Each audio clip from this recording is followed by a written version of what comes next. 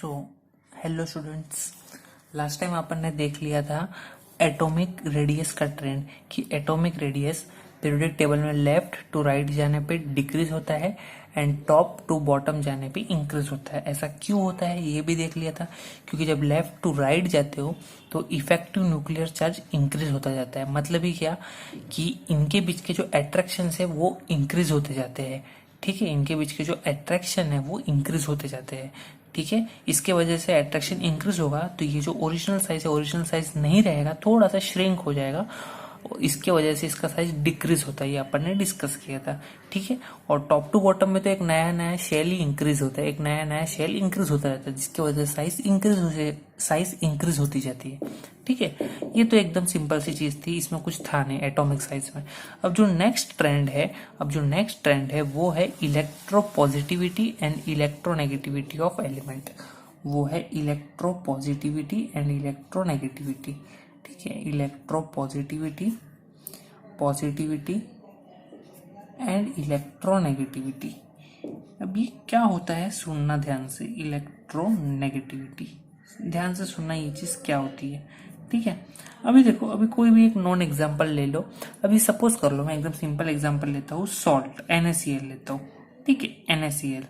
अब NaCl में तुमको अच्छे से पता है कि NaCl का ब्रेकिंग कैसे होता है। NaCl को ब्रेक डाउन करके कैसे लिख सकते हो, Na प्लस Cl माइनस, इसको ब्रेकिंग फॉर्म में लिख सकते हो। अभी ये जो Na प्लस है, अभी ये जो Na प्लस है, Na प्लस को क्या बोलते हो, कटायन बोलते हो। Na प्लस को क्या बोलते हो, कटायन। और Cl माइनस को क्या बोलते हो, अनायन। Cl माइनस को क्या बोलते हो, अनायन। और Na प्लस को क्या बोलते हो, कटायन। ठीक है, तो ये जो अनायन है और ये जो कटायन है, अभी चेक करना ध्यान से। Na प्लस मतलब इसने एक इलेक्ट्रॉन क्या किया, रिलीज किया। इसने एक इलेक्ट्रॉन क्या किया, रिलीज किया। और माइनस मतलब इसने एक इलेक्ट्रॉन एक्सेप्ट किया।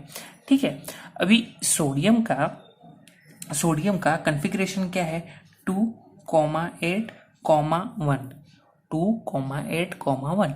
अभी देखो, ये भी चीज मैं तुमको सिखा दे रहा हूँ कि कॉन्फ़िगरेशन डायरेक्टली मैंने कैसे लिखा। ये किसका है, सोडियम का है, 2,8,1। और यहाँ पे मैं एक साइड में लिख रहा हूँ क्लोरीन का 2,8,7। अब देखो ये मैंने डायरेक्टली कैसे लिखा, ध्यान से देखना। ठीक है, अभी मैं पीरियोडिक टेबल बताने जा रहा हूँ जो अपन लास्ट टाइम देखे थे। अब देखना यहाँ पे, अब यहाँ पे ध्यान से देखना।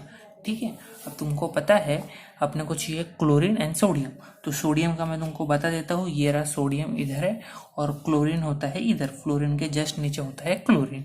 ठीक है, अब देखो सोडियम कहाँ आ रहा है, सोडियम आ रहा है थर्ड पीरियड में। इसका मतलब ये फर्स्ट और सेकंड, मतलब यहाँ पे नियोन में जितने इलेक्ट्रॉन्स है उतने इलेक्ट्रॉन्स तो सोडियम में रहेंगे। नियोन में जितने इलेक्ट्रॉन्स है 10 इलेक्ट्रॉन, तो 10 इलेक्ट्रॉन तो सोडियम में रहेगा ही, प्लस एक एक्स्ट्रा इलेक्ट्रॉन होगा क्योंकि यहाँ पे आ रहा है। ठीक है, तो यहाँ तक के कितने हैं, 10। अब 10 को लिखा कैसे जाता है, पीरियड 1 में कितने इलेक्ट्रॉन है, 1, और यहाँ पे 1, 2 के बाद इधर के 2, 4 हुए, 4, और इधर के कितने हैं, 6। गिन लो ना, 1 2 3 4 5 6, तो 6 और 2 कितने हो गए, 8, और ऊपर के 2 10, मतलब 2,8। तो 2 आया पीरियड 1 की वजह से, 8 आया पीरियड 2। 8 कैसे हुआ, 2 + 6 8 हुआ, और थर्ड पीरियड का 1, तो सोडियम का हो गया 2,8,1। सिमिलरली क्लोरीन का कैसा होगा, 2, ये 2 + 6 तो 8 आएगा ही, 2,8 प्लस क्या होगा, ये 2 तो प्लस होगा, प्लस क्लोरीन के लिए कितना चाहिए, 1 2 3 4 5, तो 2 + 5 कितना हुआ, 7। तो डायरेक्ट कैसे लिखेंगे, 2,8,7। तो समझ में आया क्लोरीन के लिए कैसे लिखा। सिमिलरली तुम लोग किसी के लिए भी लिख सकते हो, एल्यूमिनियम के लिए भी लिख सकते हो, किसी के लिए भी लिख सकते हो, सल्फर के लिए भी लिख सकते हो, सिलिकॉन के लिए भी लिख सकते हो, एनी एलिमेंट, किसी भी एलिमेंट के लिए तुम लोग ऐसे लिख सकते हो। ठीक है, क्लियर है ये चीज एकदम क्लियर है। ठीक है, तो अब देखना, अब सोडियम के लिए लिखा है 2,8,1 और क्लोरीन के लिए लिखा है 2,8,7। अभी यहाँ से एक इलेक्ट्रॉन रिलीज हुआ तो इसका कॉन्फ़िगरेशन क्या बन जाएगा, Na प्लस का कॉन्फ़िगरेशन क्या बन जाएगा, 2,8 बन जाएगा। Na प्लस का कॉन्फ़िगरेशन क्या बन जाएगा, 2,8। और क्लोरीन माइनस का कॉन्फ़िगरेशन क्या बन जाएगा, 2,8,8, 7 + 1। यहाँ से जो एक इलेक्ट्रॉन रिलीज हुआ वो उसने एक्सेप्ट किया, तो 7 + 1 8 हो गया। अभी ये 8 हो गया, इसका मतलब इसके इलेक्ट्रॉन किससे मैच हो गए? जो इसके आगे वाला है आर्गोन, क्लोरीन के बाद कौन आता है? आर्गोन। ठीक है, ये आर्गोन से मैच हो गया। और 2,8 मतलब इसके इलेक्ट्रॉन किससे मैच हो गए? 2 + 8 कितने हो गए? 10। मतलब ये किससे मैच हो गया? नियॉन। ये किससे मैच हो गया? नियॉन। मतलब Na+ अभी स्टेबल फॉर्म में है और Cl- भी स्टेबल फॉर्म में है। क्यों स्टेबल फॉर्म में है? क्योंकि इनका जो आउटर मोस्ट शेल है, इनका जो आउटर मोस्ट शेल है इसमें भी 8 इलेक्ट्रॉन है, और इसका जो आउटर मोस्ट शेल है इसमें भी 8 इलेक्ट्रॉन है। और यही तो कहता है ऑक्टेट रूल, यही कहता है ऑक्टेट रूल कि अगर किसी भी एलिमेंट के लास्ट शेल में अगर 8 इलेक्ट्रॉन्स है, आउटर मोस्ट शेल में 8 इलेक्ट्रॉन्स कंप्लीट है, तो वो स्पीसीज स्टेबल होती है। ठीक है, तो इसके लिए Na+ स्टेबल है और Cl- भी स्टेबल है।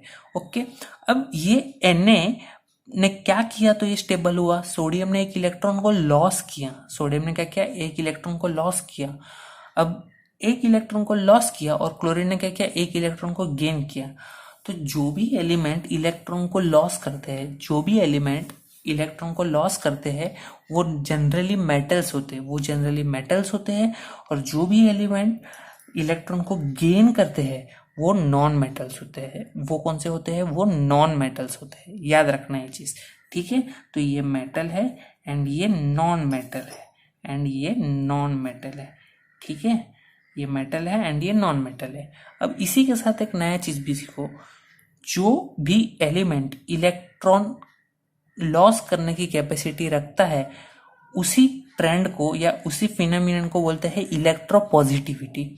उसी चीज को कहा जाता है इलेक्ट्रोपॉजिटिविटी। इलेक्ट्रोपॉजिटिविटी मतलब इलेक्ट्रॉन को लॉस करने की कैपेसिटी। इलेक्ट्रोपॉजिटिविटी मतलब इलेक्ट्रॉन को लूज करने की कैपेसिटी। उसका पूरा अपोजिट इलेक्ट्रोनेगेटिविटी मतलब इलेक्ट्रॉन को गेन करने की कैपेसिटी। इलेक्ट्रोनेगेटिविटी मतलब इलेक्ट्रॉन को गेन करने की कैपेसिटी। ठीक है, वापिस से सुनना, इलेक्ट्रोपॉजिटिविटी मतलब इलेक्ट्रॉन लॉस करने की कैपेसिटी, और इलेक्ट्रॉन नेगेटिविटी मतलब इलेक्ट्रॉन गेन करने की कैपेसिटी। ठीक है, अब फॉर एग्जाम्पल अभी मैं यहाँ पे एग्जाम्पल लेता हूँ सोडियम का। मैं यहाँ पे एग्जाम्पल लेता हूँ सोडियम का। अब सुनना, ये सोडियम का। ठीक है, अब सोडियम के फर्स्ट शेल में, सोडियम के फर्स्ट, रुको डायग्राम थोड़ा अच्छा बनाता हूँ।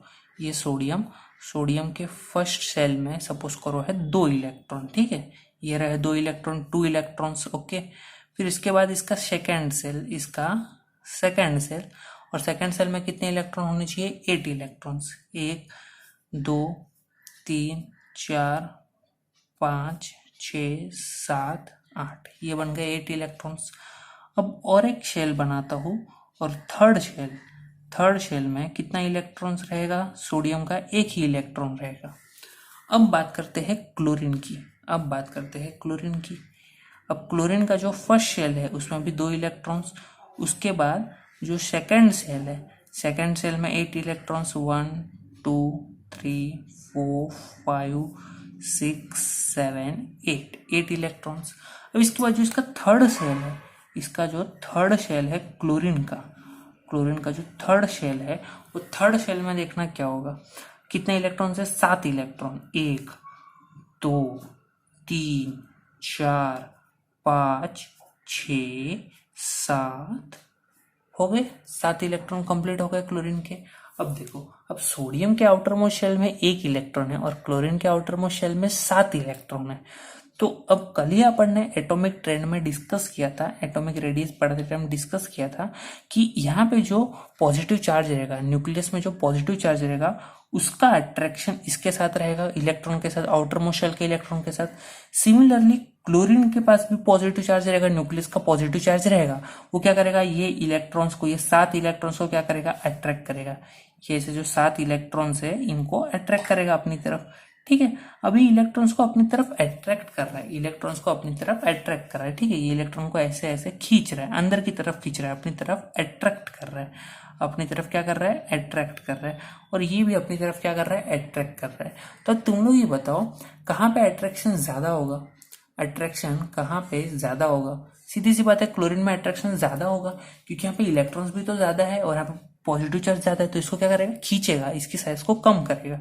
ठीक है, अभी यहाँ पे अट्रैक्शन ज्यादा है, तो मुझे बताओ, ये अगर मुझे इलेक्ट्रॉन को यहाँ से निकालना है और एक केस दे रहा हूं मुझे इलेक्ट्रॉन को यहां से निकालना है, तो कौन से केस में इलेक्ट्रॉन को निकालना आसान रहेगा?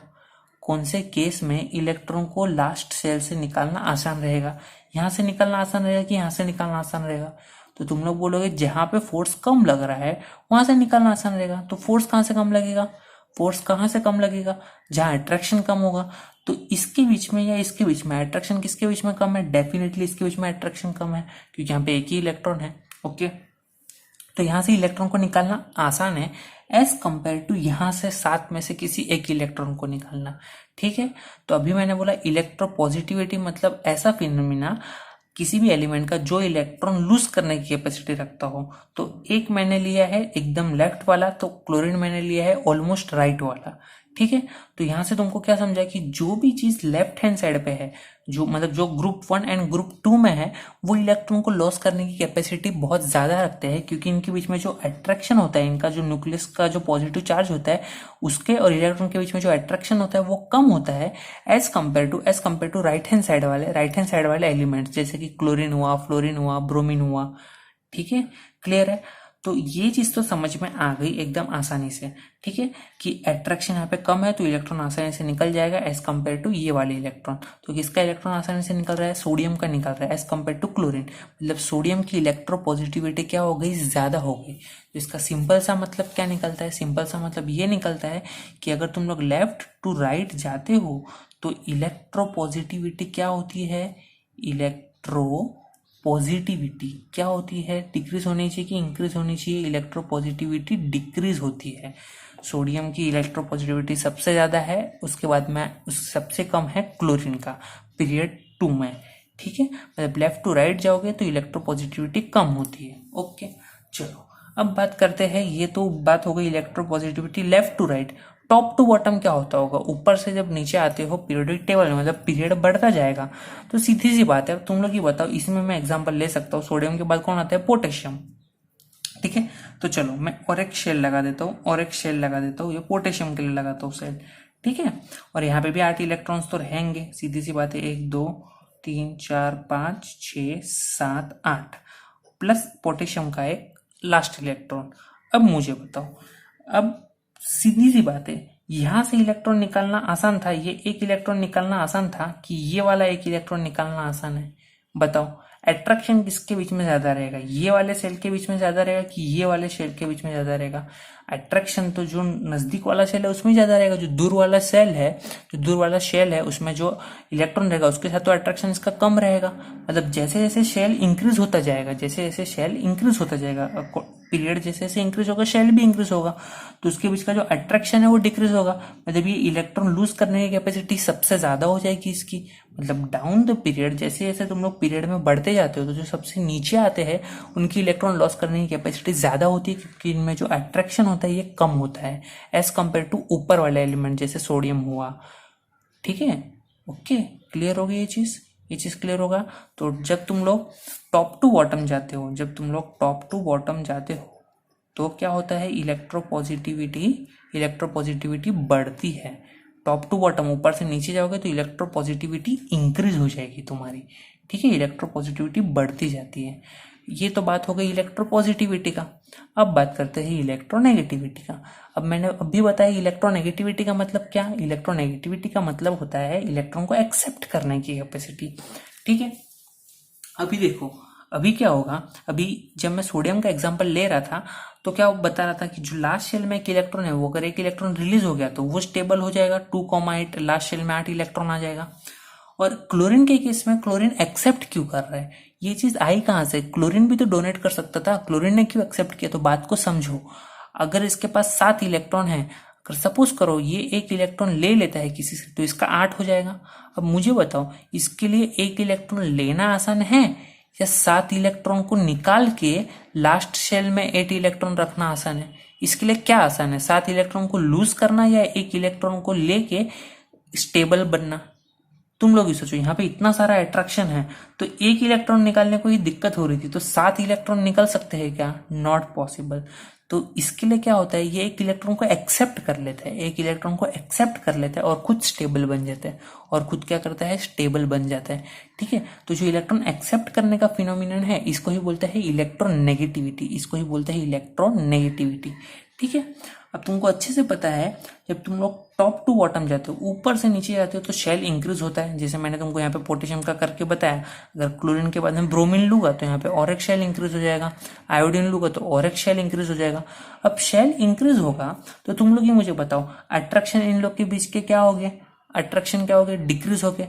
अट्रैक्शन डिक्रीज होगा, अगर अट्रैक्शन डिक्रीज होगा तो इलेक्ट्रोनेगेटिविटी जो है वो भी तो डिक्रीज होगी।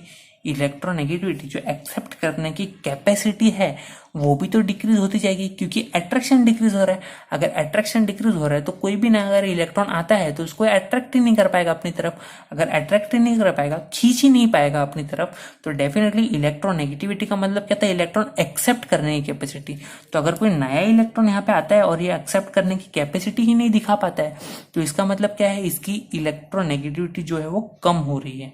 ठीक है, तो अगर इलेक्ट्रोनेगेटिविटी की बात की जाए, अगर इलेक्ट्रोनेगेटिविटी की बात की जाए, इलेक्ट्रोनेगेटिविटी, तो इलेक्ट्रोनेगेटिविटी जो है वो टॉप टू बॉटम जाने पे क्या होती है, टॉप टू बॉटम जाने पे डिक्रीज होती है। इलेक्ट्रोनेगेटिविटी डिक्रीज होती है, सबसे ज्यादा फ्लोरीन की रहेगी, उसके बाद क्लोरीन, उसके बाद ब्रोमीन एंड उसके बाद आयोडीन। ये जो इलेक्ट्रोनेगेटिविटी है टॉप टू बॉटम जाने पे डिक्रीज होती जाती है। ठीक है, और लेफ्ट टू राइट जाने पे क्या होगी, लेफ्ट टू राइट, यहां से लेफ्ट टू राइट मतलब सोडियम से अगर तुम लोग क्लोरीन की तरफ जा रहे हो तो इलेक्ट्रोनेगेटिविटी क्या होगी, डेफिनेटली इलेक्ट्रॉन एक्सेप्ट करने की कैपेसिटी इंक्रीज होगी, क्योंकि अट्रैक्शन इंक्रीज होगा इनके बीच में। लेफ्ट टू राइट जा रहे हो तो left to right electronegativity increases but top to bottom decreases. और इलेक्ट्रोपॉजिटिविटी के लिए क्या है, इलेक्ट्रोपॉजिटिविटी के लिए है top to bottom increases and left to right decreases. मतलब ये चीज पूरा एक दूसरे का अपोजिट है। क्लियर हुआ ये चीज, तो ये चीज क्लियर हुआ कौन रहेगा मेटल, कौन रहेगा नॉन मेटल। तो मेटल जनरली वो एलिमेंट्स होते हैं जो इलेक्ट्रोपॉजिटिविटी शो करते हैं और ग्रुप 1 एंड ग्रुप 2 में आते हैं। तो यहां से तुम लोग और एक चीज बता सकते हो, metallic character and non metallic character. क्या बता सकते हो, metallic character and non metallic character. तो जो मेटालिक कैरेक्टर होता है, जो मेटालिक कैरेक्टर होता है वो लेफ्ट टू राइट क्या होता है, लेफ्ट टू राइट क्या होता है मेटालिक कैरेक्टर। मेटालिक कैरेक्टर किसको प्रोपोर्शनल है, इलेक्ट्रोपॉजिटिविटी को प्रोपोर्शनल है। अगर इलेक्ट्रोपॉजिटिविटी कम हो रही है तो मेटालिक कैरेक्टर भी क्या होगा, रिड्यूस होगा। मेटालिक कैरेक्टर भी क्या होगा, रिड्यूस होगा। और टॉप टू बॉटम क्या होगा, टॉप टू बॉटम सेम, एकदम सेम, जैसा तुम लोग ने इलेक्ट्रोपॉजिटिविटी में देखा, सेम मेटालिक कैरेक्टर में भी देखोगे। तो टॉप टू बॉटम अगर इलेक्ट्रोपॉजिटिविटी इंक्रीज हो रही है तो मेटालिक कैरेक्टर भी इंक्रीज होता है, मेटालिक कैरेक्टर भी इंक्रीज होता है। सिमिलरली अगर तुम लोग यहाँ पे नॉन मेटालिक कैरेक्टर की बात करते हो, किसकी बात करते हो, नॉन मेटालिक कैरेक्टर, तो जैसा इलेक्ट्रोनेगेटिविटी का ट्रेंड था सेम ट्रेंड फॉलो होगा नॉन मेटालिक के लिए। तो नॉन मेटालिक में जब तुम लोग टॉप टू बॉटम जाते हो, टॉप टू बॉटम ऊपर से नीचे जाते हो, तो नॉन मेटालिक कैरेक्टर क्या होना चाहिए, नॉन मेटालिक कैरेक्टर क्या होना चाहिए, घटना चाहिए। नॉन मेटालिक कैरेक्टर क्या होना चाहिए, कम होना चाहिए, क्योंकि इलेक्ट्रोनेगेटिविटी भी कम हो रहा है। और लेफ्ट टू राइट जाने पे क्या होना चाहिए, नॉन मेटालिक कैरेक्टर इंक्रीज होना चाहिए, क्योंकि इलेक्ट्रोनेगेटिविटी भी तो इंक्रीज हो रहा है। क्लियर है। एक बार वीडियो वापस से देख लो, जो भी डाउट्स होगा क्लियर हो जाएगा। एक बार में समझना थोड़ा सा हार्ड है, एक बार वापस से देखो, मैं एकदम सिंपल वर्ड्स में समझाया हूँ। ठीक है, कुछ डाउट होगा तो डेफिनेटली कमेंट करो। Thank you. Okay, thank you.